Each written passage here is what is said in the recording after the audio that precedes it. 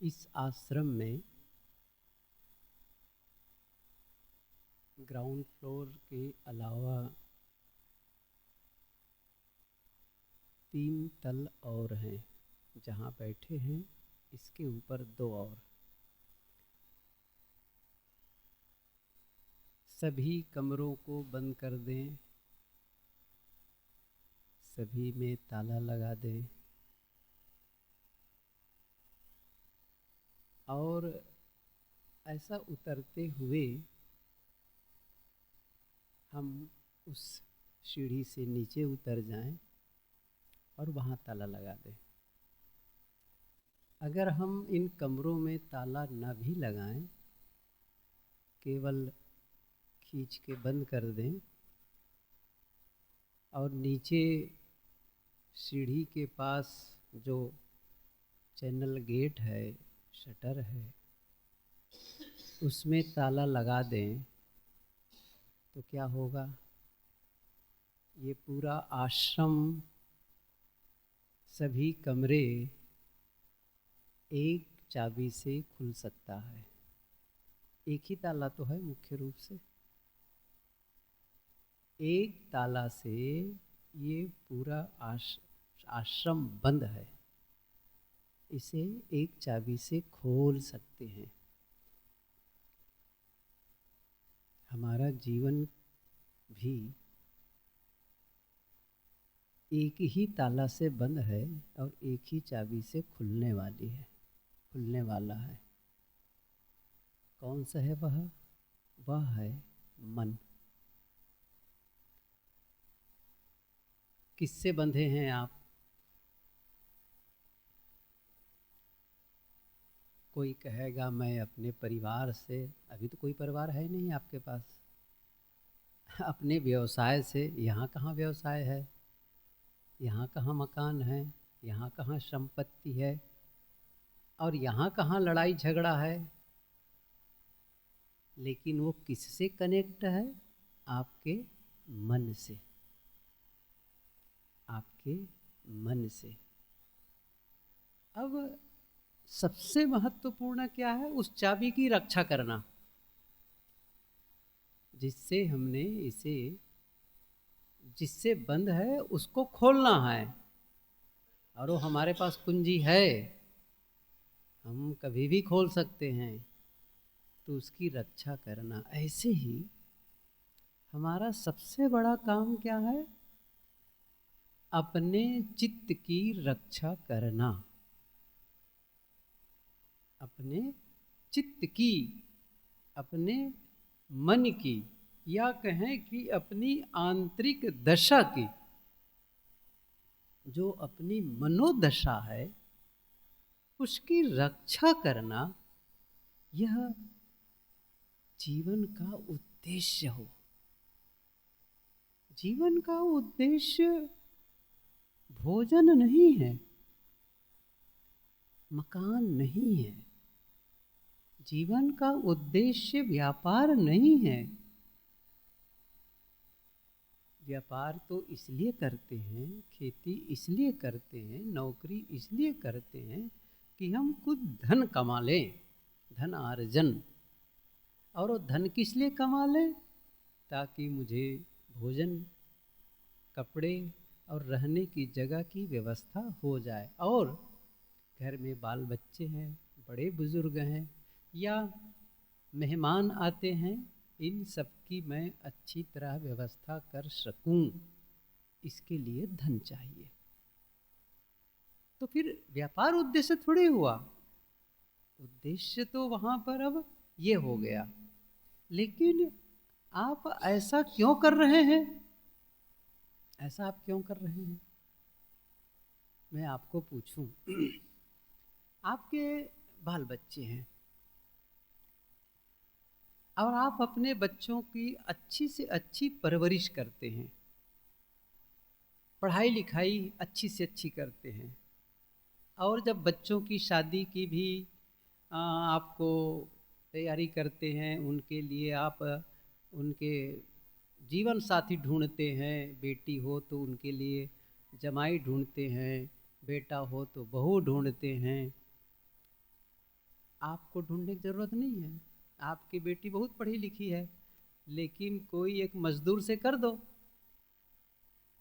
और कम में हो जाएगा, कोई एक रिक्शा चालक से कर दो, तो आप क्या कहेंगे? मैं इस बात को लेकर के मैं जीवन भर दुखी रहूँगा, मैंने न्याय नहीं किया। तो क्या मतलब है? इसका मतलब ये हुआ कि आप अपने उस दुख को हटाना चाहते हैं, अपनी अशांति को। आप परेशान हो जाएंगे यदि आप देखें, आप घर में जाएं और आपके परिवार के लोग खाने के लिए परेशान हो, तो आपको कैसा लगेगा? आप परेशान हो जाएंगे, दुखी हो जाएंगे। अब ये दुख मुझे न झेलना पड़े, यह अशांति मुझे सहना न पड़े, इसलिए मुझे क्या करना है? मेहनत करनी है ना? मेहनत करनी। असली चीज क्या हुई है? आप अपने जो तकलीफ है उसे दूर करना चाहते हैं, अपनी जो अंदर में अशांति जो प्रकट होने वाली है उसको आप दूर करना चाहते हैं। मैं यहाँ पर क्या कह रहा हूँ? उसकी रक्षा करनी है, चित्त की रक्षा। कैसे रक्षा करें? रक्षा, अब मैं पूछूं, आप अपने शरीर की रक्षा कैसे करते हैं? शरीर की रक्षा कैसे करते हैं? जब आपको क्या क्या रक्षा करनी पड़ती शरीर के लिए? कि इसे चोट न लगे, इसे बीमारी न आए, यही तो कहते हैं ना। अच्छा, आ भी गई तो क्या करना है? इसे मुझे दवाई करनी है, संयम करना है, स्वस्थ करना है। रक्षा करने का मतलब क्या हुआ? ठंडी लगी हो कपड़ा पहन लो, ओढ़ लो, गर्मी लगी हो तो हवा, ठंडी हवा ले लो। रक्षा करने का मतलब यही तो है कि बारिश में न भीगे, बारिश से बचाओ अपने को, तूफान से बचाओ अपने को। शरीर की रक्षा आप ऐसे करते हैं। क्यों? क्योंकि यह शरीर सही सलामत रहे। और मैं क्या कर रहा हूँ? चित्त की रक्षा। क्यों चित्त की रक्षा? क्योंकि यही है छुटकारा पाने का ढंग। इसकी सुरक्षा बहुत जरूरी है, क्योंकि यही है जिसके गड़बड़ हो जाने पर मैं दुखी हो जाता हूँ, और यही है जिसके ठीक हो जाने पर मैं सुखी हो जाता हूँ। कौन है बताइए आप?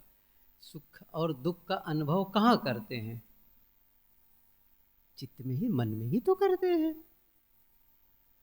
जैसे अभी हम लोग शरीर से ऊपर से देखा जाए तो लगेगा हम तो ठीक ठाक है, स्वस्थ हैं, आराम से बैठे हैं। लेकिन अभी एक फ़ोन आ जाए, आपके घर आग लग गई है, आपका बेटा का एक्सीडेंट हो गया है या कुछ हो गया है, तो शरीर अभी भी ठीक है, शरीर अभी भी आरामदायक है, लेकिन आप अब आराम में नहीं रहेंगे। आप यहाँ आराम से बैठ नहीं सकते हैं अब आप, क्योंकि एक मैसेज चला गया भीतर और आपका चित्त उद्विग्न हो गया, उत्तेजित हो गया।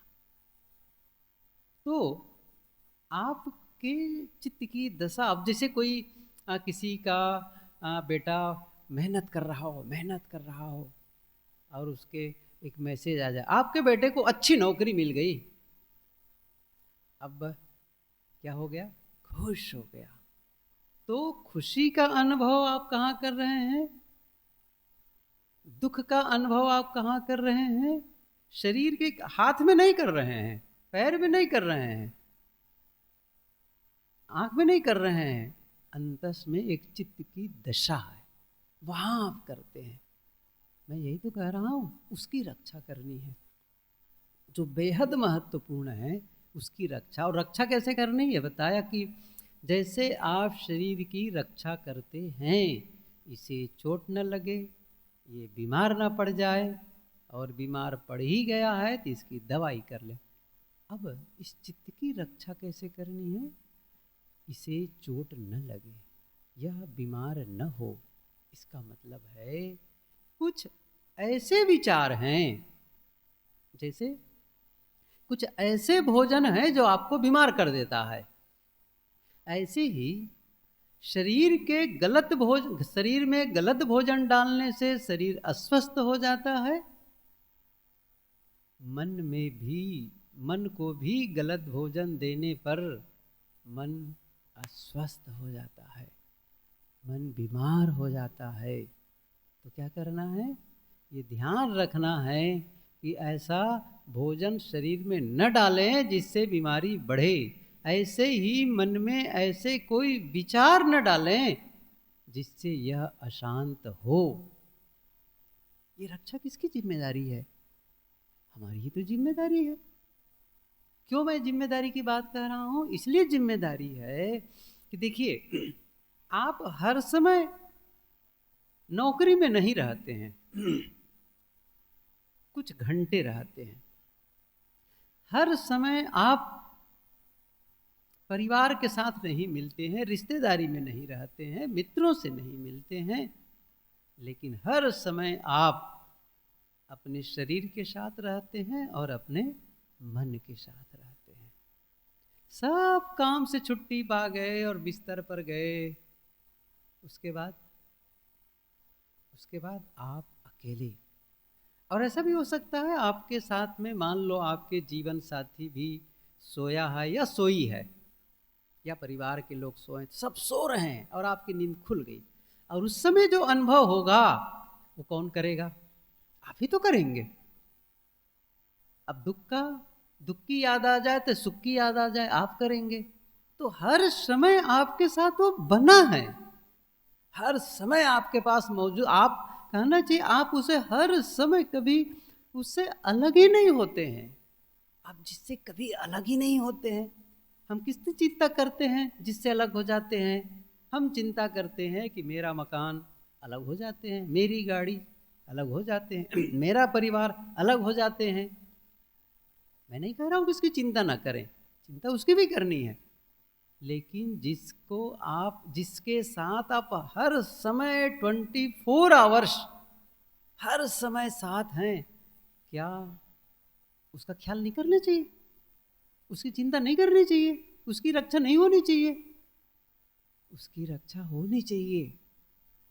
और मैंने कहा ना, आप जिस शरीर में रहते हैं, जिस शरीर को आप हर समय साथ रखे यहाँ वहाँ जाते हैं, सारा काम करते हैं, इसी से आप व्यापार करेंगे, इसी से आप नौकरी करेंगे, इसी से आप मिलेंगे जुलेंगे, इसी से जाएंगे आएंगे। अभी बीमार क्यों पड़े गए? नहीं, मुझे स्वस्थ रखना है, ये आपकी जिम्मेदारी है। ऐसे ही चित्त की भी जिम्मेदारी है, मनोदशा की भी जिम्मेदारी। और मैंने कहा ना, कई बार तो शरीर ठीक ठाक रहता भी है, लेकिन जब मन अशांत हो जाता है, मन दुखी हो जाता है, मन परेशान हो जाता है, तो शरीर भी जैसा लगता है बीमार हो गया है। ऐसा लगता है सब कुछ सही होते हुए लगेगा कि बस अब तो करने का ही मन नहीं कर रहा है, कुछ करने का, खाने का भी मन नहीं कर रहा है। क्या हो गया है? आपकी जो चित्त की दशा है ना, वो बिगड़ गई है। इसलिए बहुत जिम्मेदारी इसको देनी। मैंने एक उदाहरण दिया था ना अभी, कि आपके वो जिस चाबी से आपने ताला को बंद किया है, एक ही चाहिए, एक बस, और वो चाबी खो जाए, अब क्या होगा?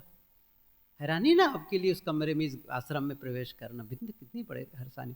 अब उसको फिर से खोलो, कुछ करो, कितनी बड़ी बात हो गई। चलो आपको दूसरा तालों को तोड़ के ला भी सकते हैं, तो क्या आप अपने मन को तोड़ के दूसरा ला देंगे?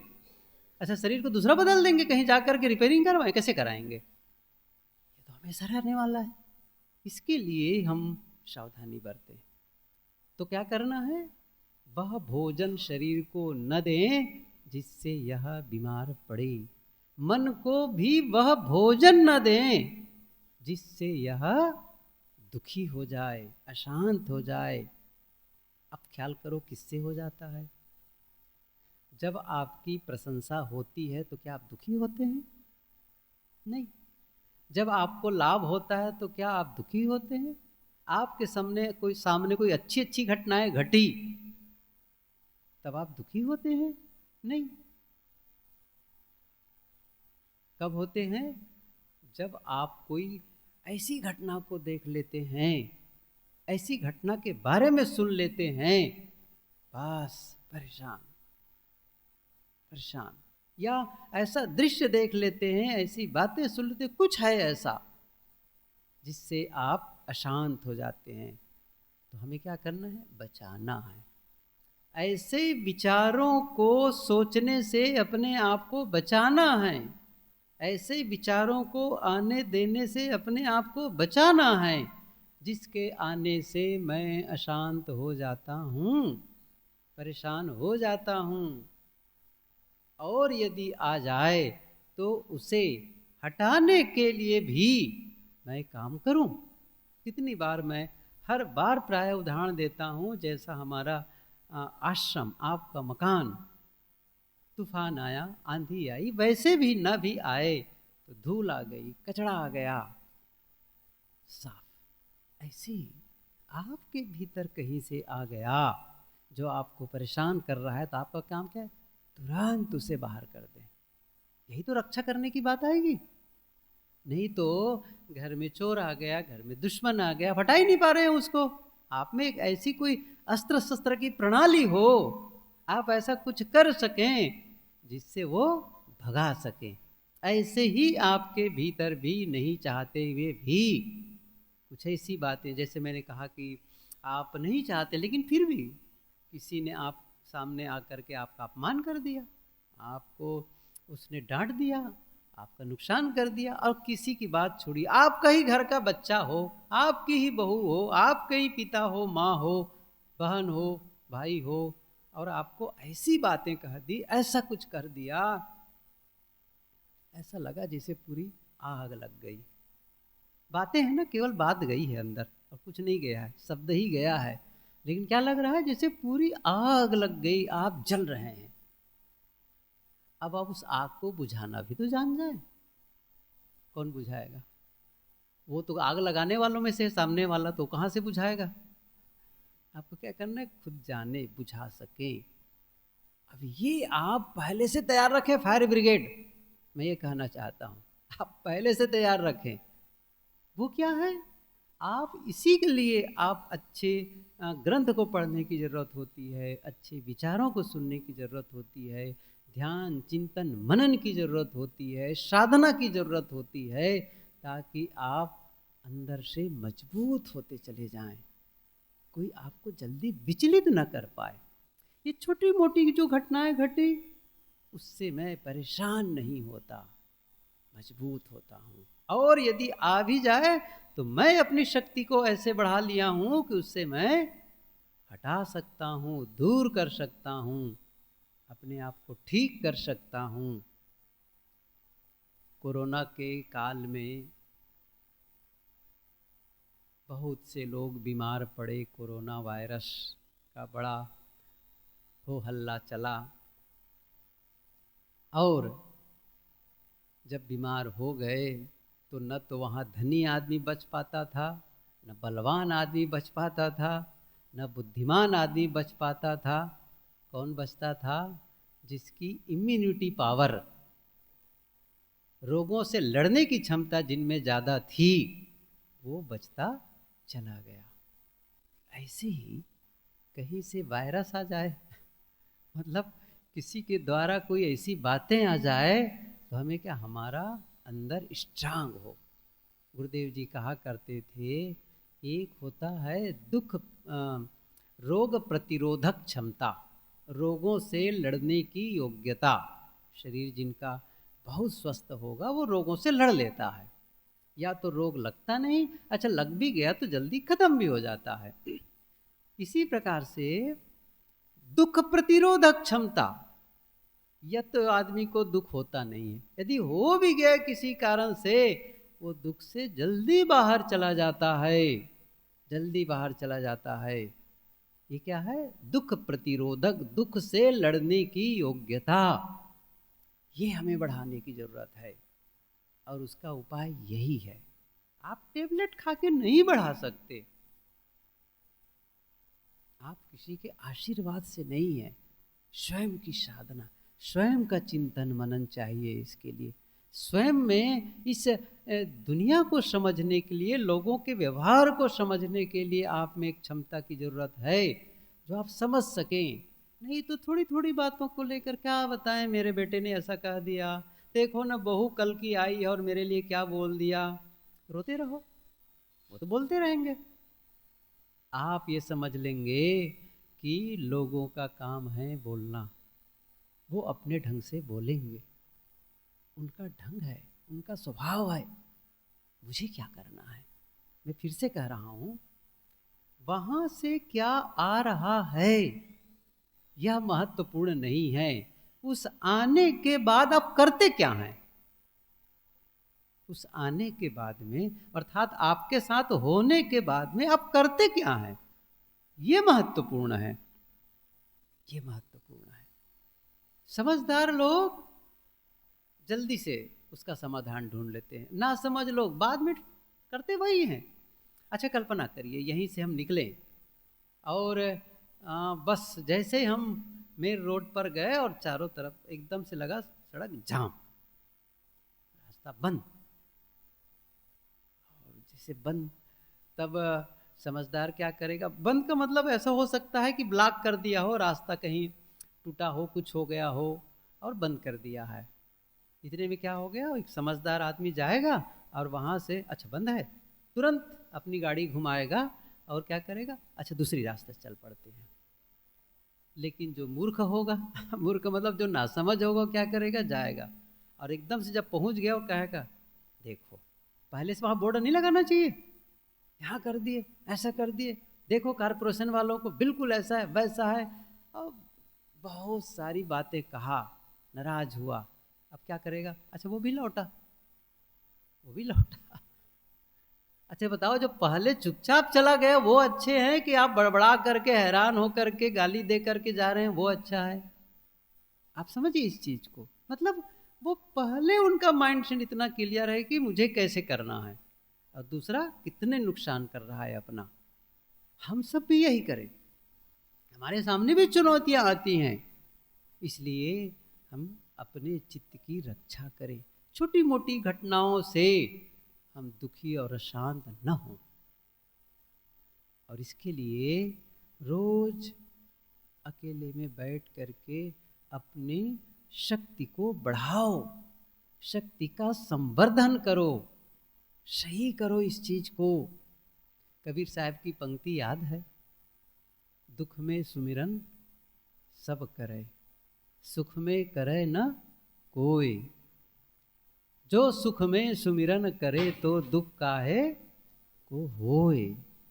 सदगुरु क्या कहते हैं, जब जीवन में, लोगों के जीवन में जब समस्याएं आती हैं तो सब सुमिरन करने लग जाते हैं, प्रार्थना वंदन करने लग जाते हैं, मंदिरों में लाइन लगाने लग जाते हैं, बहुत सारी बातें होती हैं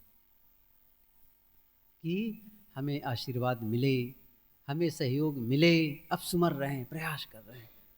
साहब कहते हैं कि यदि ये काम जो दुख में कर रहे हो ना, यही आप सुख के समय कर लिए होते ना तो शायद ये दिन देखने न पड़ते, है ना, ये दिन देखने न पड़ते। मतलब जिस समय आपके जीवन में समस्या न हो, दुख न हो, उस समय आपके पास अवसर है।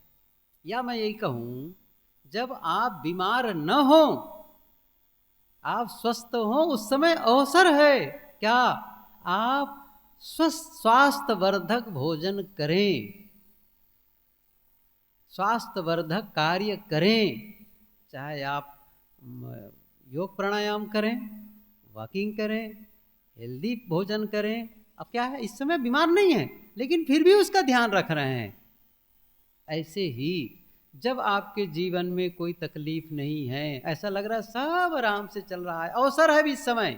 क्या अवसर है, थोड़ा ध्यान करो, थोड़ा सत्संग करो, थोड़ा स्वाध्याय करो, मनन चिंतन करो, सोचो ये जो आज बड़े अनुकूल लग रहे हैं, क्या कल भी रहेंगे, सब समय रहेंगे, नहीं रहने। देख लो ना चारों तरफ से, एक छोटा नन्हा बच्चा, आप सब भी अपने अपनी गोद में छोटे बच्चे को पाले हो गए, और खूब उसके गले लगाए, खूब उसके गाल में किस किए, और वो मेरा राजा बेटा, राजा बेटा खूब कहे। अब क्या पूछना था, अब बेटा बड़ा हो गया है, कॉलेज में पढ़ता है, अच्छा शादी हो गई है, मानता ही नहीं है, तो ये तो सुनता ही नहीं है।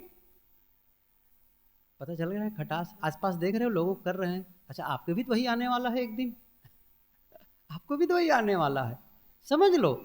बहुत आशा मत करो इस दुनिया से, बस ठीक है अपना काम कर दो, काम कर दो, क्योंकि आज बहुत आपके लिए प्यारा लग रहा है ना, कल वो आपके लिए खटकने का कारण न बन जाए।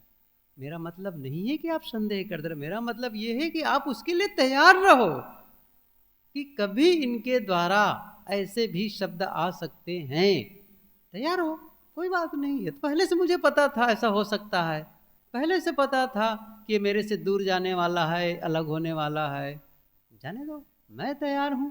अब देखिए ये कह रहा पहले आप तैयारी कर लो अपनी, पहले मजबूत बना लो, तो जब वो परिस्थिति आएगी तब आप क्या करेंगे, मैं तैयार हूं, क्या कहेंगे आप, मैं तैयार हूं, मैंने पहले से तैयारी की है, कोई फर्क नहीं पड़ने वाला है, मैं तैयार हूं। तो इसलिए ये काम हमें कर लेना है, अपने चित्त की रक्षा करो, वह अस्वस्थ न हो, अर्थात वह दुखी न हो, अशांत न हो, और जिन कारणों से होता है उन कारणों को आने न दो, रोको, रोको उस चीज को, गलत दृश्य देखने से रोको, गलत शब्द सुनने से रोको, गलत व्यवहार करने से रोको।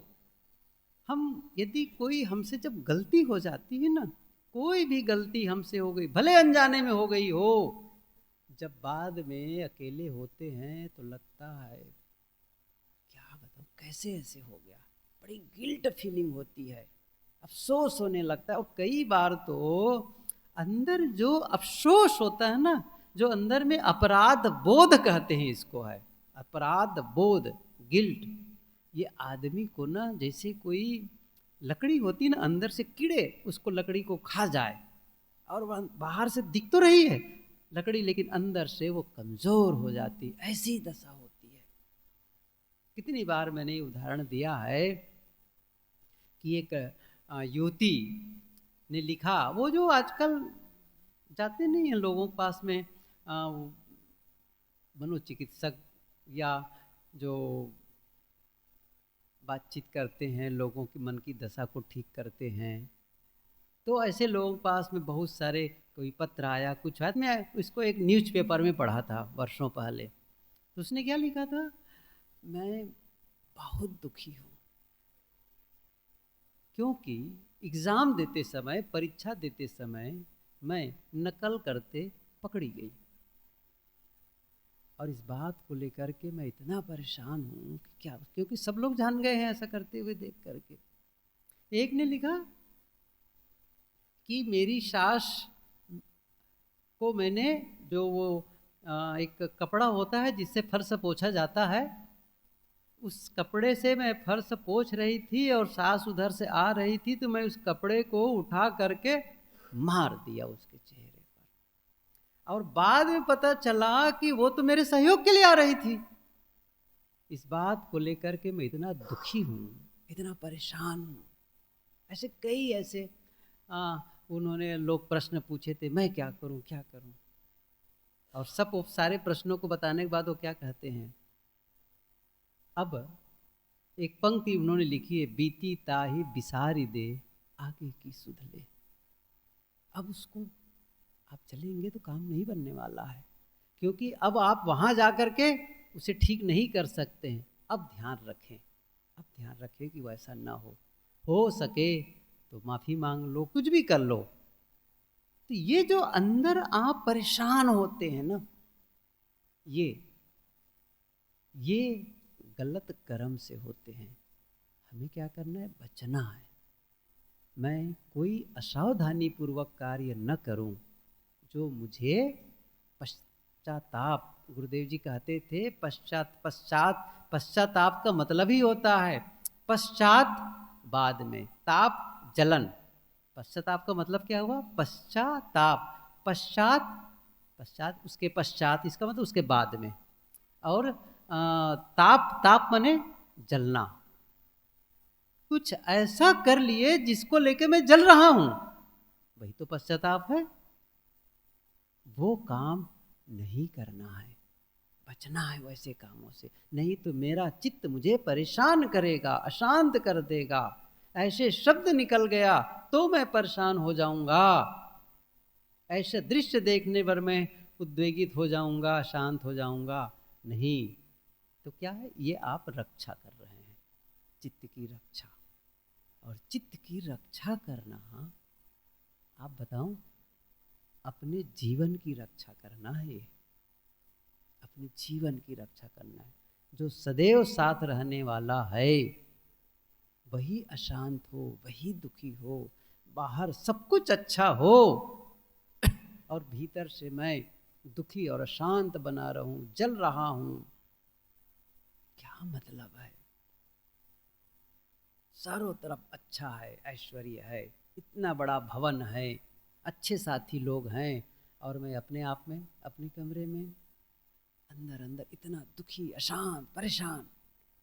नहीं, अब भवन काम आएगा, न लोग काम आएंगे, न मेरी संपत्ति काम आएगी, कोई काम आने वाला नहीं है। वहाँ की दशा को ठीक करना बहुत ज़रूरी है।